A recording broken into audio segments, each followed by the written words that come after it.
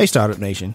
Imagine a job where you can work wherever you want, on whatever you want, from wherever you want. Hello to white sand beaches of Thailand or the comfort of your own couch. Oh, and most importantly, you're your own boss. Now, what if I told you that the dream job could become your reality? This is the life of a freelancer, and with some hard work and with the help of Hectic, it can be your life too. Hectic is an all-in-one business management software built specifically for freelancers who are just getting started or looking to take their freelance business to the next level. Hectic is everything a freelancer needs to get started, from an easy-to-use contracts and proposals builder to client management and project tracking to expenses and invoicing that features click-to-play technology that makes it quick and easy for freelancers to get paid. And we all want to get paid, Startup Nation. Built specifically for freelancers, Hectic is everything you need to get started. Visit gethecticapp.com/the startup life now to learn more and start for free.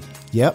Adding your first client on the platform will always be free. And if you sign up through gethecticapp.com/the startup life, you'll be supporting me and this podcast, because who couldn't use a little support these days, Startup Nation? Visit gethecticapp.com/the startup life to find everything you need to start or grow your freelancing business today, and put those in-demand skills to good use in the way you've always dreamed of. The link is there in the show notes. It's time to be about that life, the startup life. Here's your host, Dominic Lawson.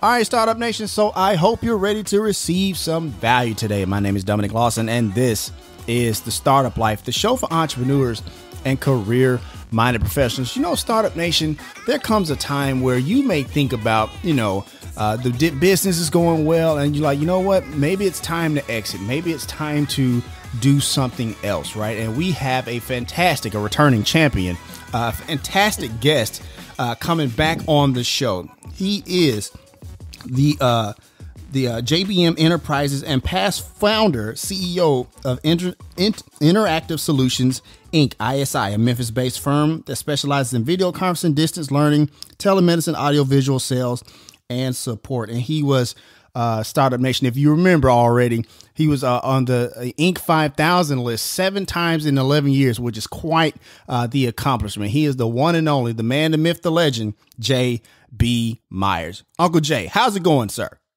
Great, Dominic. Thanks for having me on the show. Always. It's always a pleasure. We're so grateful to have you on the show, and so grateful to hear, share your knowledge and insight and stuff like that. And, you've written this amazing book that we're going to get into in Startup Nation. He is back to promote his third book, Rounding Third and Heading for Home, the emotional journey of selling my business and the lessons learned along the way. And that book is out, available today, Startup Nation, they're on the Kindle, but you can go ahead and pre-order that book now. We have a link there in the show notes for easy access if you listen to the replay on the podcast. So, but before I get to the book, Uncle Jay, I want to ask you something, because, the last time we talked and we did this, we were in person. We were in the studio together talking, having a good time and stuff like that. But a lot has changed in a year. And so I guess I'm curious, just from your end, what are some things that, with everything going on, 2020, the pandemic and all this other stuff, what are some lessons learned that you kind of take away, for yourself and maybe some of the people that you mentor? Well, I think that it's been difficult for everybody. I mean, I'm no exception. Life-changing, situation and everything with this pandemic. Dominic, I was thinking about it when I was driving over my office. I think about this interview. It just seemed like the last time I saw you, we were in person, and I think I went to a ball game. I don't know, maybe a month or two after that. That was the last time that things were, quote, normal. Right. And, it's a horrible situation. I mean, so much loss of life and everything. But, I think that for your listeners out there, this is a challenge of a lifetime, but it's one that you got to meet. Right. And in our case, my quote business career, when I sold my business and then I was on a contract for about a year, at the time I met you, Dominic, was just getting ready to expire. Right. I go into 2020 like everybody did, with optimism and things to look forward to. So I'm at that point semi-retired. I still teaching the class at the University of Memphis, et cetera. But I anticipated filling up my days, my wife and I filling up our days with a lot of travel to see our children in Chicago, Atlanta, and Right. various other places. And in fact, we had planned an Alaskan cruise and take the whole family. And then, of course, it all got thrown out the window. And it was challenging. There's no question about it. But I guess on the positive side of things, 2020, although it was just terrible in so many ways, because of when it hit, and it was in March, I just happened to be, Dominic, don't laugh when I say this, I was down watching the Yankees play baseball in Tampa. And I was anticipating being down there for a few weeks to catch the games, and got a house down there and all these other things. Right. And instead of 3.5 weeks, my wife and I were down there 3.5 months. So I'm a pretty high energy guy, as you know. And I was like, man, I don't do boredom well at all, but we had to be isolated and everything like everybody else and stay at home. So guess what, Dominic? I had the idea about the third book. I had already done a few things with it, but boy, I had 3.5 months to really work on it. And that's that was the good side of it. I had focused time to put it together. Right. You know, and this is your third book. And, you know, one thing I want to ask you really quickly before we really dive in, I just thought about this, because when I think about, you know, your first two books, especially Hitting the Curveballs and stuff like that, and Keep Swinging, Startup Nation, the link for those books are there in the show notes as well, if you want to purchase them. Fantastic books, by the way. But one of the things that absolutely. But one of the themes that comes out in both of those books, and even in your book now, Rounding Third, Heading for Home, is that like you're not, you know, unfamiliar with adversity. You know what I mean? And you really, you know, learn those lessons and stuff like that. And I think a lot of times, Startup Nation, that when we do face adversity, we don't think that there's lessons learned. Like you're learning lessons along the way, which can actually, you know, help you along the way when a bigger adversity, maybe like a pandemic or whatever, that some almost nobody saw coming, can kind of prepare you for. So I appreciate you. You know, one thing I've always admired about you is that you've always been transparent and open about that adversity. And I think it really helps others. So I really appreciate that, Uncle Jay. Appreciate it. No yeah, worries. I mean, I think that you can look at adversity. I never dreamed about some of the stuff that I've been through, Dominic, in my personal and professional life. But, you know, if your listeners out there, I will say, though, that I'm a living, breathing example that adversity strengthens you. It actually does. And there's a whole lot that I haven't seen as a small business owner, and frankly, even from family concerns and things that, you know, that I've had to deal with and overcome obstacles. I mean, I've got, you know, loss of siblings and everything, 2 brothers and a sister that passed away in years gone by. And it's tough. I mean, you know, none of them were that very old and everything, but you know, people out there listening, everybody's got struggles, and you just have to figure out a way to move forward, to press on and believe in your heart that, you know, there's brighter days ahead. For sure. Thank you for sharing all of that, for sure. But let's talk about the book. And Startup Nation, if you know Jay Myers, you know that he is a big baseball fan. Maybe not a fan of the right team, but you know, I always jab at him with that from time to time. But you know, Rounding Third, Heading for Home, a fantastic book, and it really goes to kind of showing, you know, the ins and outs of running a business, but also thinking about selling that business. You know, Jay, one of the things I really appreciated about the book is that, like, you know, you built at ISI from the ground up, right? You know, 55 employees, $20 million in revenue a year, stuff like that, you know, but like even now after, you know, that you're, you know, beyond that part of your life or whatever, you still speak so glowingly as if you're still running the day-to-day operations. It just goes to show that, like, you know, that's a big part of you. And that's something that never really goes away, even after you sell the company, you know, and you really do a great job in the book, you know, explain that. Kind of talk about that a little bit, because I thought that part was really good. Well, I appreciate it, Dominic. I mean, you know, I started the business. I certainly wasn't, you know, the be all end all. I mean, I had terrific people on my team, engineering and support, project managers, you know, back office support. entrepreneurs, small business owners, you can't do it alone. I mean, you have to have teamwork. And through the years, I was fortunate to have hired, and we developed some people that just were the best of the best. Yeah. And, even today, after I'm looking back almost 3 years since I've sold the business, I still have a lot of sentiment about what we did and the people that helped us get there. And, the thing about it is, and I'll make this statement, Dominic, early on in this interview, for people out there that are potentially considering selling their business, to understand this. People get this idea, you get this big check and you race off to Florida and you kick your legs up in the sand and all that stuff. I've heard that 800 million times. I'm not saying that some people don't actually do that, but understand this. Selling the business is way, way more than a financial transaction. It is a change of life. Right. As an example here this afternoon, I'm used to, if I'm in my office at ISI and I'm looking out my door, there's probably 3 people knocking on it every hour about something. Right. And as I sit here now, I've got a small office in Collierville. The door is closed and there's nobody knocking on it. I'm not saying that's all bad. And I'm not saying the other was good, but it is a change of life. And I think that it was very emotional to get to the spot where I made a decision to sell. But gosh, Dominic, since it's happened, I'll be dead honest with you. I've had people call and emailing me saying, dude, you left at just the right time, particularly with this pandemic hitting. I mean, people are slogging it out. And I tell you, man, I mean, I absolutely have all the respect in the world for all the small business and owners out there and entrepreneurs that are having to deal with this and slugging it out. My heart goes out to you, and anything I can do to help any and all of them, I'll do.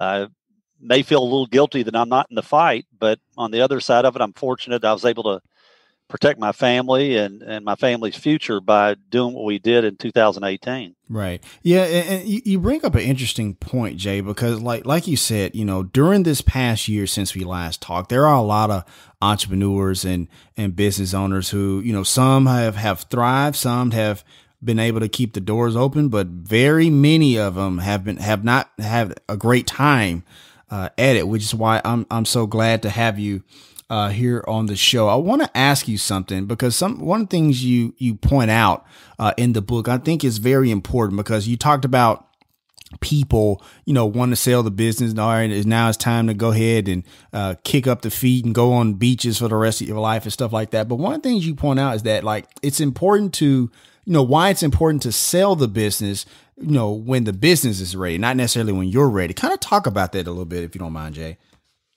Well, yeah, I think that's one of the key takeaways I would hope the readers get from the book is that a business, when it's ready, there's some just intuitive things here, obviously. Business has to be profitable. It has to show year-over-year growth. Things like that are attractive to acquirers.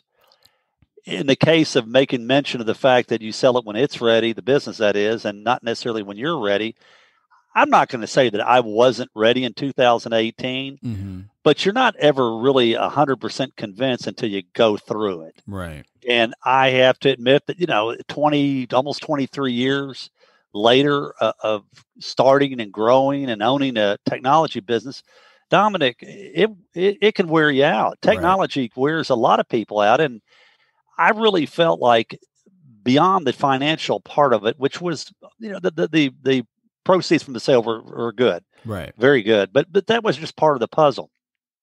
A big part of it was that I have always cared about my employees and the people that helped me build the business. And I wanted to make sure that I left in a good place, that they could grow their careers, have opportunities that frankly they wouldn't have had with ISI. So the company that acquired us, big multinational company that they wanted to live around the world someplace or a lot of different states in the country, they could. And career opportunities that larger companies provide, they could move up, up the ladder in significant ways. So that was a big motivation for me. If you say, well, you sell at the end of the day, why 2018? I wanted the business to grow, and I frankly was a little bit worn out to finance the growth between my wife and I, and putting our house up for collateral 150 times and and all that kind of thing. So it just it was growing the business. That was always the overarching strategy and what I wanted to do vis-a-vis the acquisition. For sure. For sure. Do a quick reset. Once again, Startup Nation, we're talking to J.B. Myers, author of Rounding Third, Heading for Home, the emotional journey of selling my business and the lessons learned along the way. And if you want a copy of that book, Startup Nation, we have that available, that linked in the show notes to purchase that book today. The pre-sale is going on right now. And also the Kindle version is available today. But if you want the physical copy, the pre-sale is available right now. We have a link there in the show notes for easy access. So Jay, if you would just kind of walk me through from the day of like somebody contacting you or you contacting them to sell the business up until your final exit. And quick story. And I don't think I pointed this out last time we talked. The day I called Jay to come on the show the first time, I think you were having the lunch that your send off lunch that day, right? Which I felt terrible about the way. No, you're good. No, it was. Dominic, again, for the listeners out there, I want to make sure I'm very clear about this. Mm-hmm. And I tried to point it out in the book. I had no intention of selling the business. Right. I wasn't standing on a street corner with a sign around my neck that say ISI is for sale. And nor did I even promote it in any industry events or any of those sort of things. Mm-hmm. I'm the entrepreneur. I'll always be the entrepreneur. And, I made mention of to several people that said something about selling out. I said, I can't work for anybody else again. That's just not going to be me. I can't do it. And in any event, though, through the years, Dominic, getting on the Inc. 500 list and all this stuff, we would get calls. Mm-hmm. And one of the things that point out in the book, I think you may remember, is I have a chapter about don't take your eye off the ball. Right. Because it's so easy to get distracted that stuff. And these people are telling you what you want to hear. And we've been watching your company and blah, blah, blah. And, interested in potentially acquiring it. And for any entrepreneur out there that says that they're not flattered by that, give me a break. Yeah, they are. Of course, right. And we all have to take those calls, but it doesn't mean you have to do anything about it. Right. And through the years, got those calls and some overtures. And we actually, I didn't mention this in another interview, but I will this afternoon.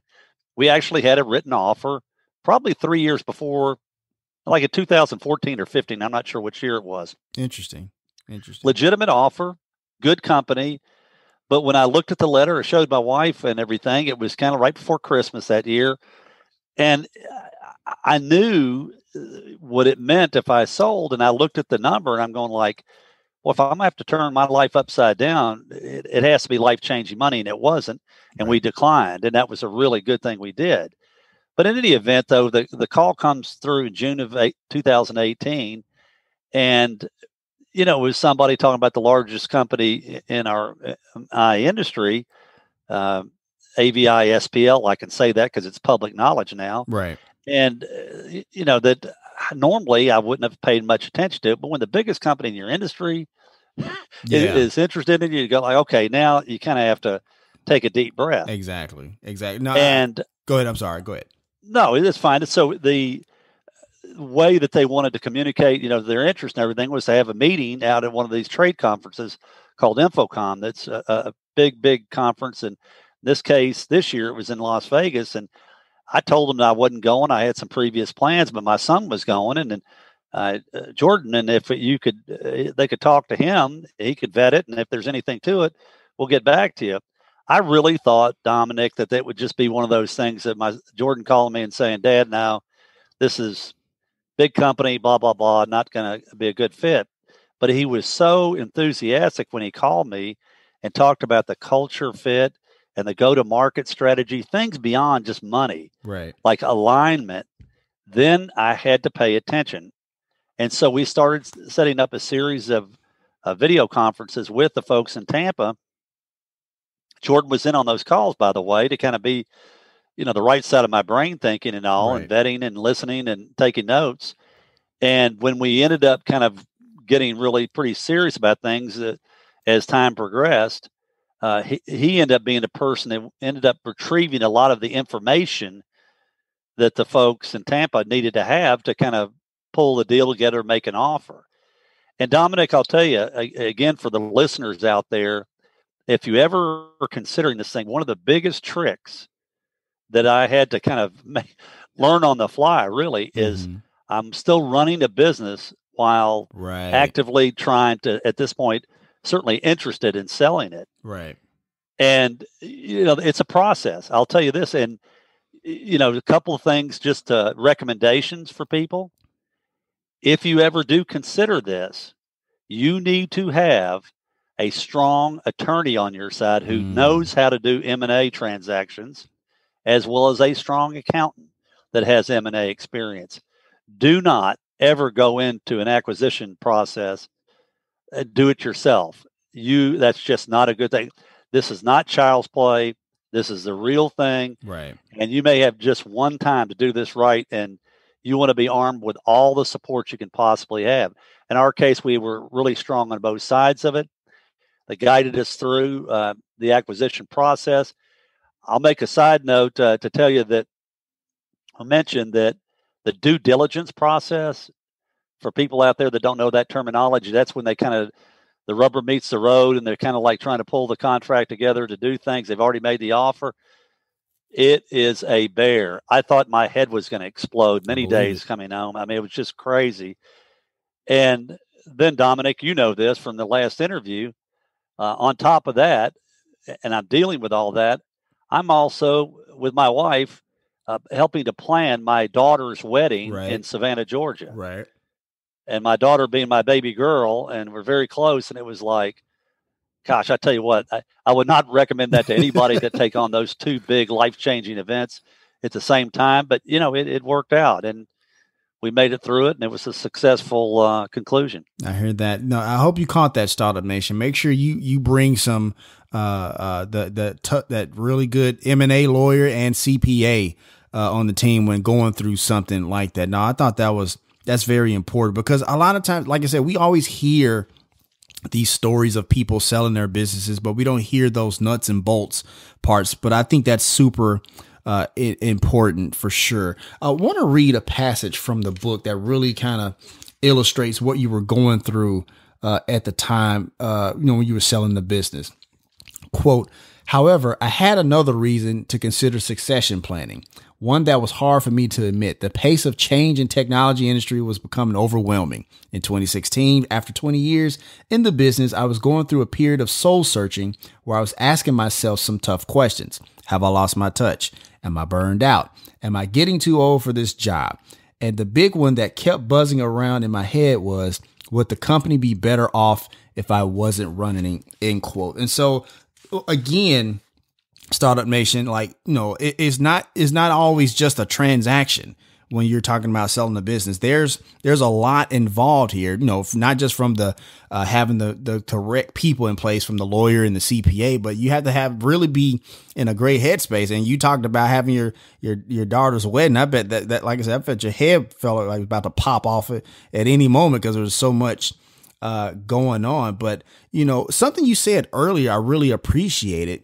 Was thinking about the employees. You talked about the sale was just a small part, but the employees was a big part, thinking about making sure they were going to be okay and stuff like that. So that's extremely admirable, Jay. So I appreciate you sharing all of this in the book.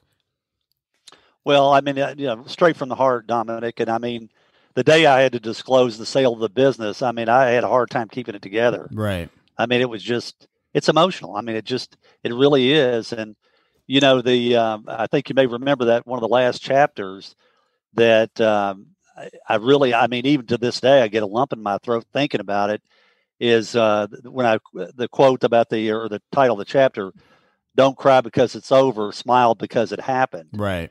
Right. And, selling the businesses, and the one that you create, I mean, I can't talk about selling just any business, one that you built out of Absolutely. dirt.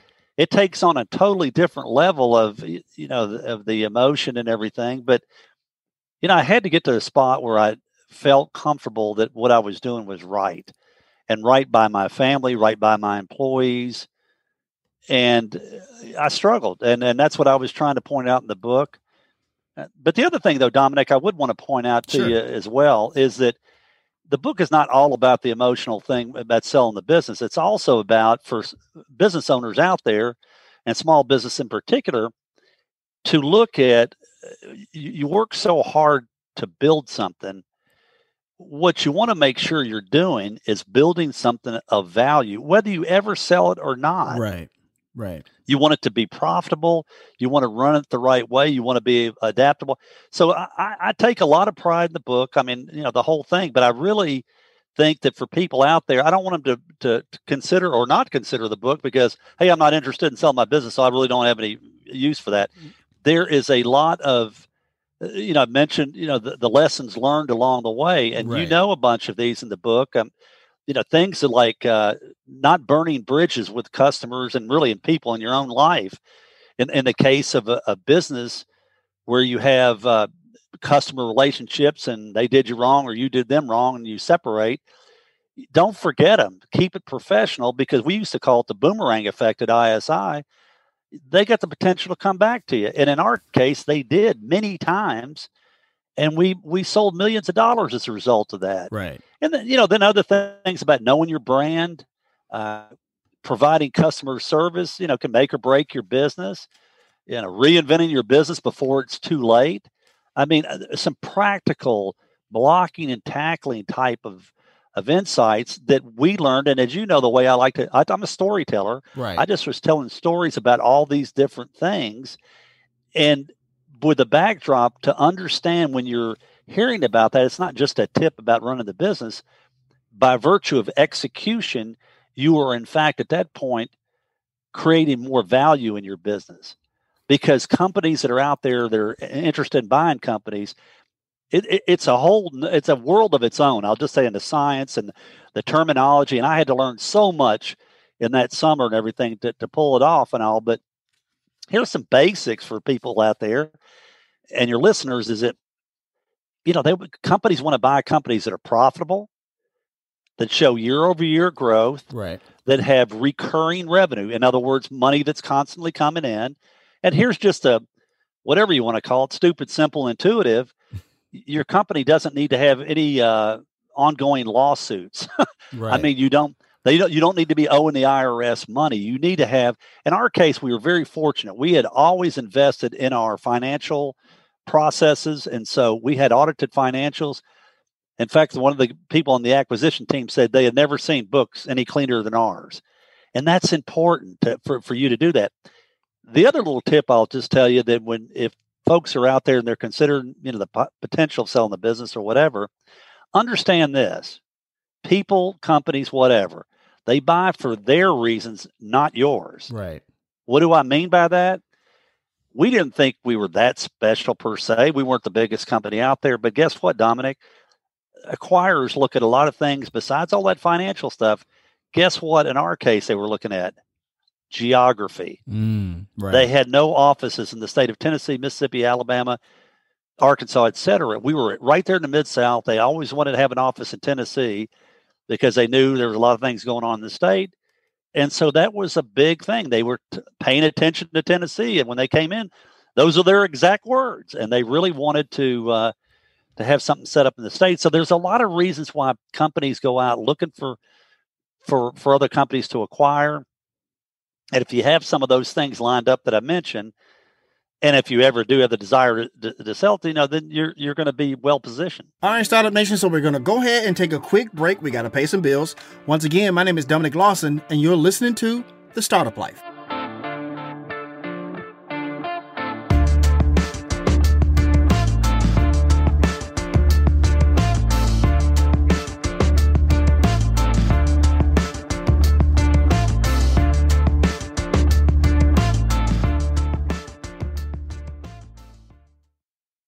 Hey, Startup Nation. I think we can all agree that 2020 was more or less a dumpster fire, right? I mean, come on. On top of surviving a worldwide pandemic, good friends and family of mine lost their jobs, had their hours cut, or went out of business altogether.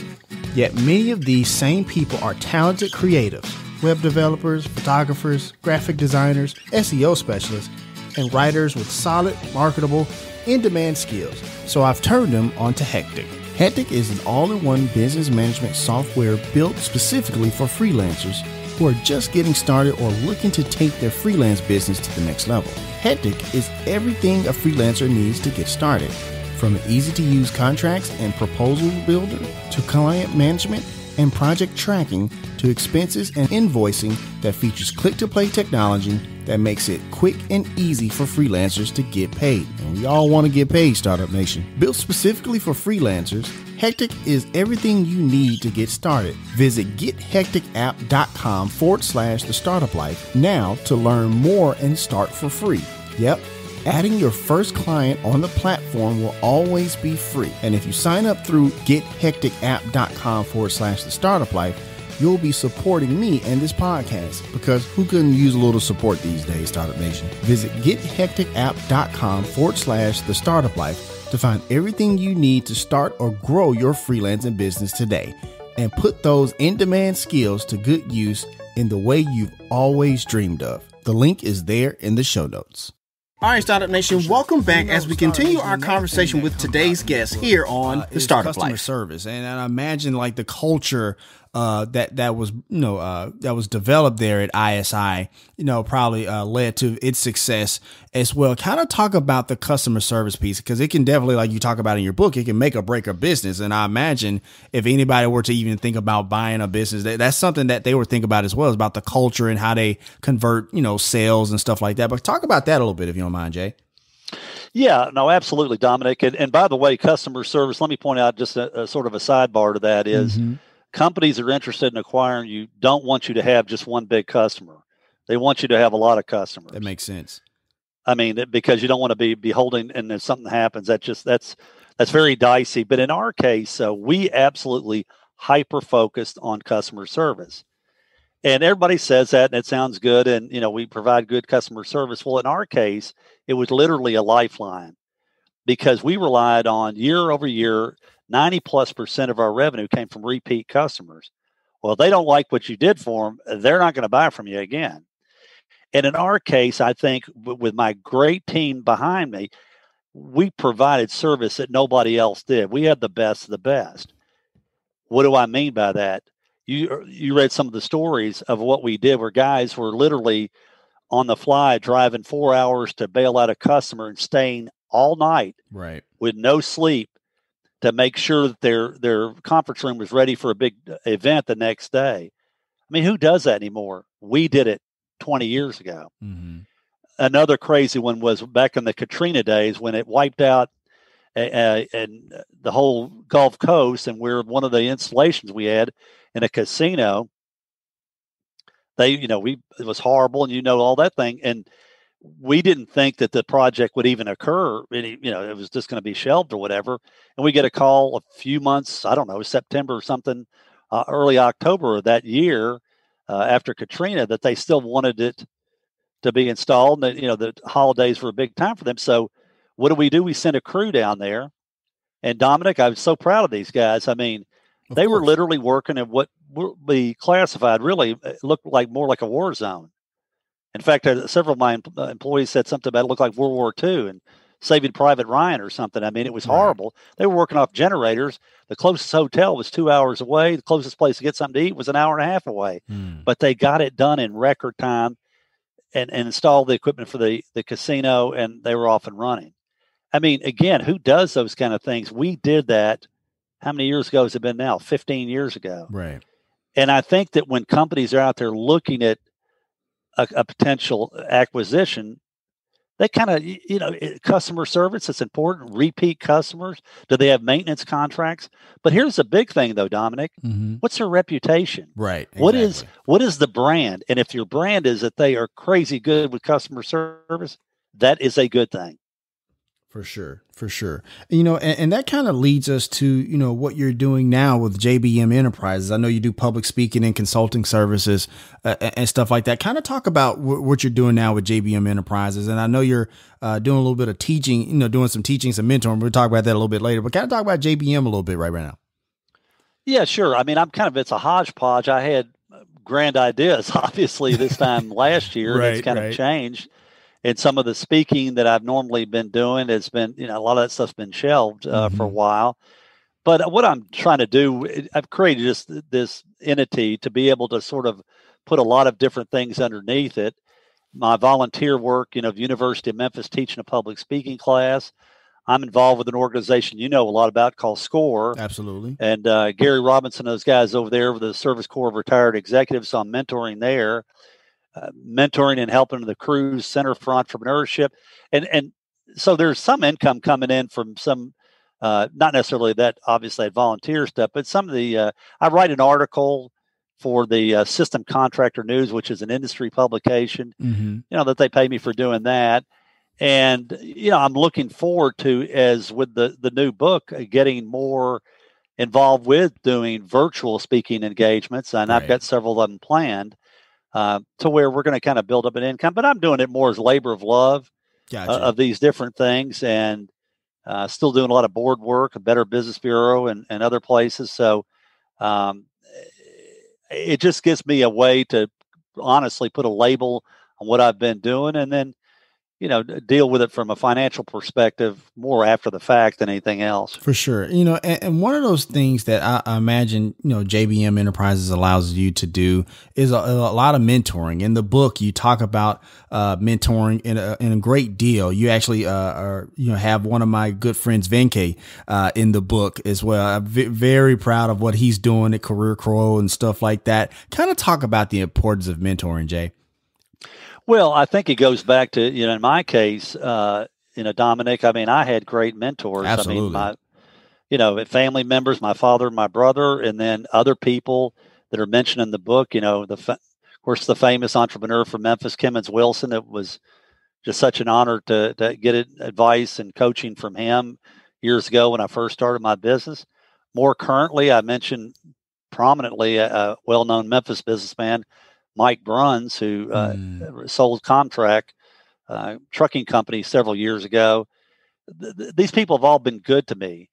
And I felt like that, with the sale of the business, I'd already been doing some mentoring to a degree, but I've kind of upped my game. Right. And so helping people like Venke, they appreciate the help.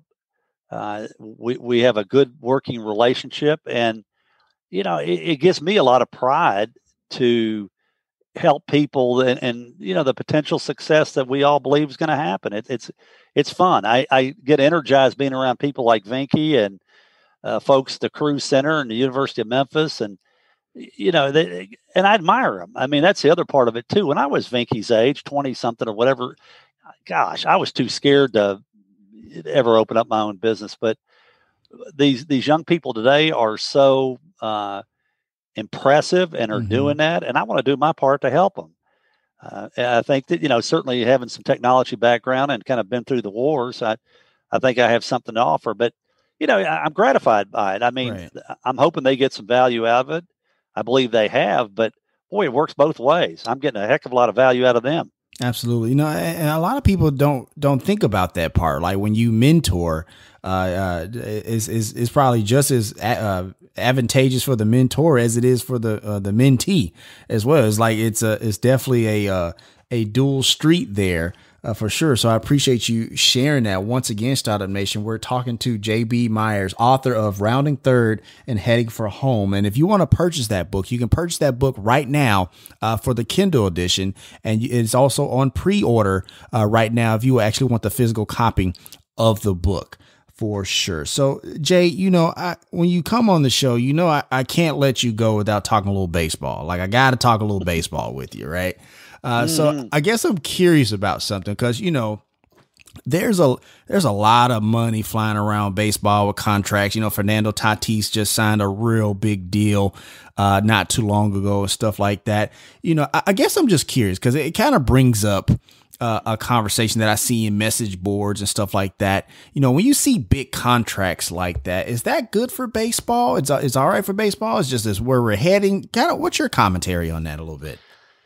Well, I wish I could be more positive about it. I just, I've always, Dominic, thought that my dream job would be the CFO of the New York Yankees for a day. Right. Because I would go in there, look at those financials, and I'd start making some cuts. And I would pay them on performance.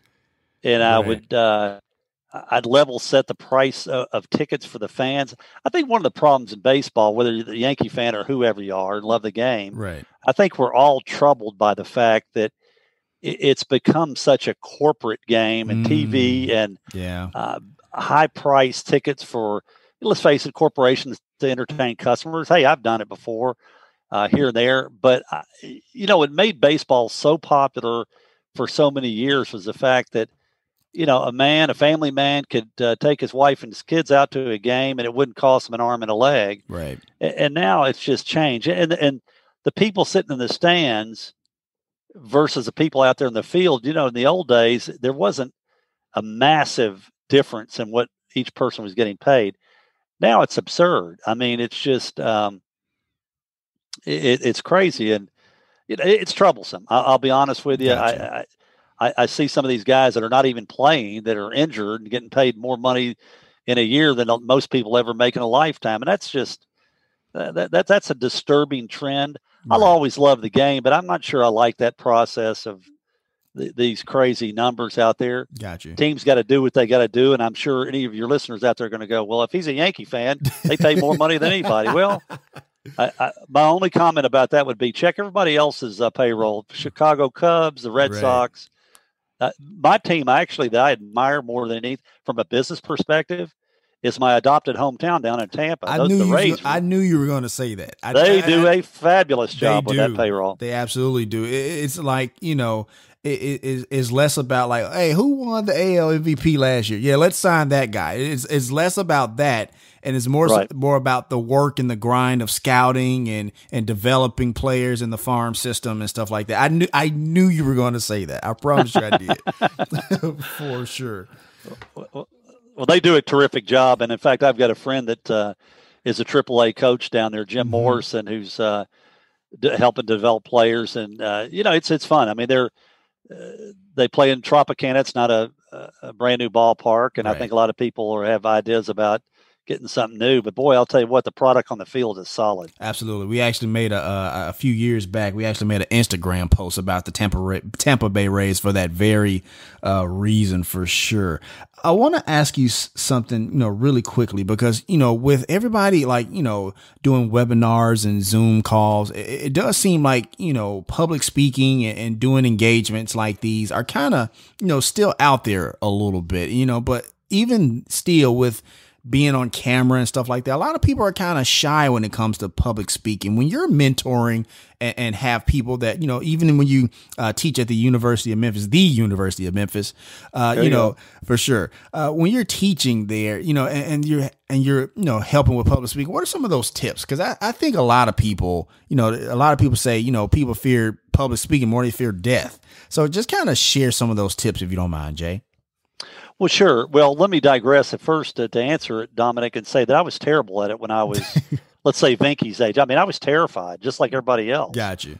I think I would have rather died than done a lot of those. But then as time went on, I started recognizing that I had a problem. Mm-hmm. And I remember back, in the 80s, taking a Toastmaster class or was in a club, and I did that for a while, and it helped. But I was a work in process. I will tell you that I turned the corner when I started my own business. So I was older, man. I was almost 40 years old, and it got to the point that, man, this is maybe life and death for my business. If I can't stand in front of people and communicate, and I don't come across confident, whatever, who's going to buy anything from me? Right. Who's going to do anything with me? And it really became, something that I knew that I had a problem that I had to address. And so I worked on it, and there's no shortcuts to this stuff. I mean, a lot of it has to do with repetition. A lot of it has to do, I will say, just kind of like in business, preparation. Right.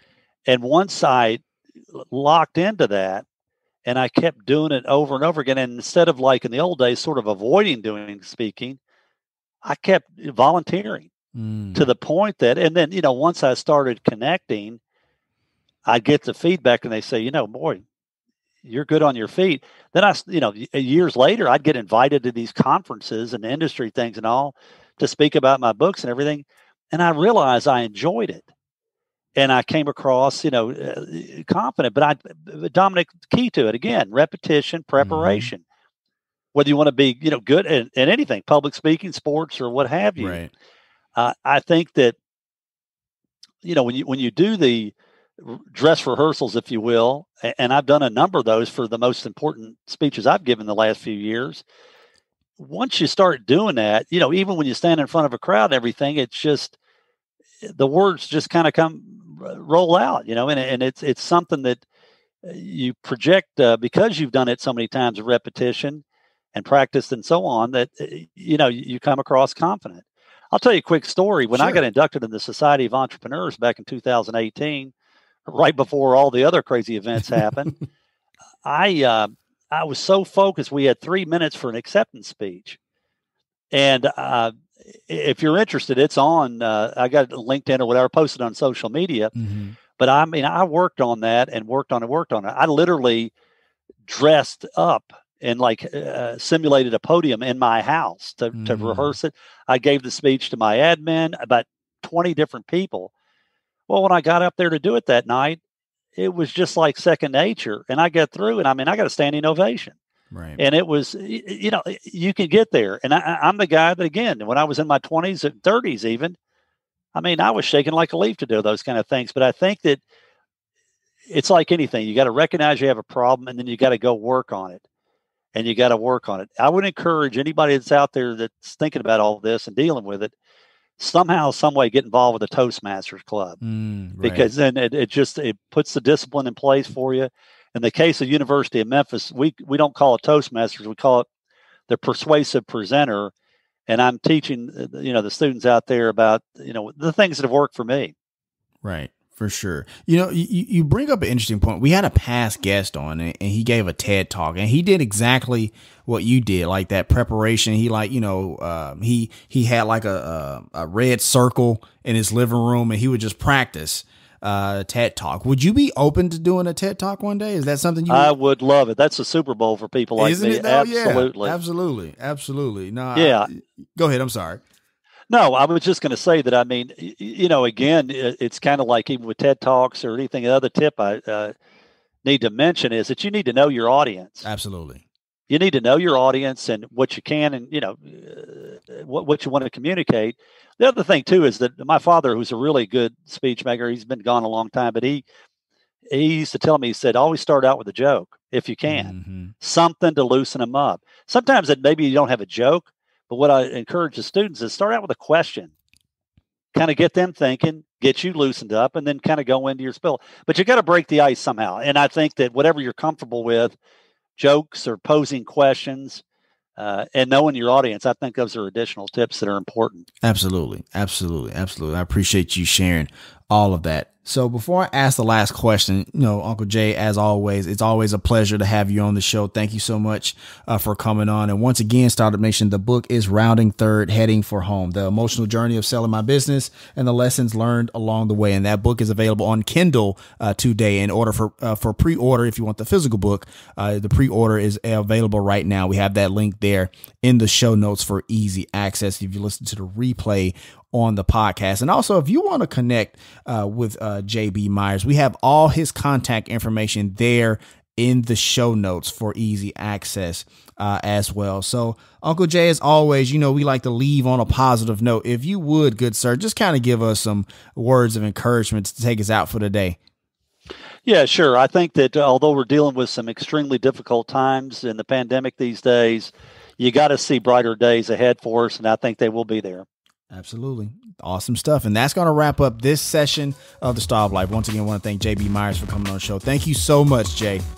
Appreciate it, Dominic. Thanks for having me on the show. No worries. And as always, Startup Nation, if you have an idea, be about that life, The Startup Life. If you want to let us know what you think about our show, have an idea for a show topic, or would like to advertise on our show, send us a message on the Startup Life Podcast Facebook page. And while you are there, like and follow our page as well. It's a great way for us to engage with you, Startup Nation, and really grow our community. The link is there in the show notes. Subscribe to the show as it can be heard on Apple Podcasts, Google Play, Stitcher Radio, Spotify, or even on your Facebook timeline or any other platform you like to get your podcast. If you are listening on Apple Podcasts and you find our content valuable, please give us a 5-star rating, as it will help us climb the charts and help more people find our show. You can also listen to the show on the Startup Life Podcast new website. There you will find the all-new startup blog where I write on many topics that are interesting and helpful to you on your path to entrepreneurship.